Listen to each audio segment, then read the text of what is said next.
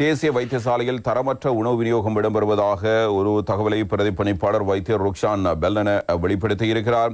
அவர் கூறுகிற தகவலை வைத்து பார்க்கும்போது கொழும்பு தேசிய வைத்தியசாலையில் கணிசமான அளவு உலருணவுகள் தரம் குறைந்ததாகவும் தரமற்றதாகவும் இருக்கின்றன. நோயாளிகளுக்கு மட்டுமன்றி ஊழியர்களுக்கு வழங்கப்படும் உணவும் தரமற்றது. அத்துடன் வழங்கப்படும் மீன் பாறை மீனாக இருக்க வேண்டும் என்றாலும் சம்பந்தப்பட்ட நிறுவனம் அந்த வகைக்கு ஒத்ததான மீன்களையே வைத்தியசாலைக்கு வழங்குகிறது என்பதாக இதில் தெரிவிக்கப்படுகிறது. இந்த உணவை வழங்கும் ஒப்பந்த நிறுவனமே சிறைச்சாலைகள், ராணுவ முகாம்கள் போன்ற அரசு நிறுவனங்களுக்கும் உணவுகளை வழங்குகிறது. இத்தொடர்பில் உரிய திணைக்களங்களுக்கு பல தடவைகள் அறிவித்த போதும் எவ்வித பலனுமில்லை என்றும் குறித்த நிறுவனத்திற்கு உணவுக்காக மாதாந்தம் 76 மில்லியனும் மீனுக்காக 15 மில்லியனும் வழங்கப்படுவதாக அவர் இவ்வாறு தெரிவித்திருக்கிறார். எனவே உணவு தரமின்மை குறித்து ஊடகங்களுக்கு கருத்து தெரிவிக்கும் போதே பெல்லன இவ்வாறு சுட்டிக்காட்டி பேசியிருக்கிறார்.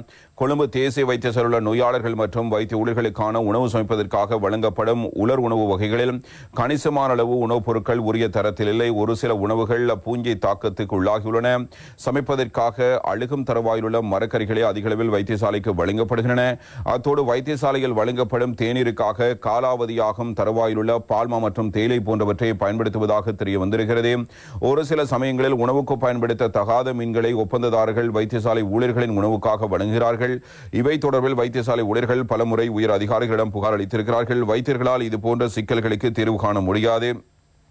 சுகாதார அமைச்சு விரைவில் இவை தொடர்பில் உரிய நடவடிக்கைகளை முன்னெடுக்க வேண்டும். உணவு தரமின்மை தொடர்பில் சுகாதார அமைச்சு எழுத்து மூலம் அறிவித்திருந்தும் தற்போது வரை எவ்வித நடவடிக்கைகளும் முன்னெடுக்கப்படவில்லை. கொழும்பு தேசிய வைத்தியசாலைக்கு உணவு வழங்குவதற்காக ஒப்பந்தம் செய்யப்பட்டுள்ள நிறுவனமே ஏனைய நிறுவனங்களுக்கும் உணவளிக்கிறது. எனவே அவர்கள் இது குறித்து கூடுதல் கவனம் செலுத்த வேண்டும் என்பதாக ருக்ஷான் பெல்லன இவ்வாறு குறிப்பிட்டு பேசியிருக்கிறார்.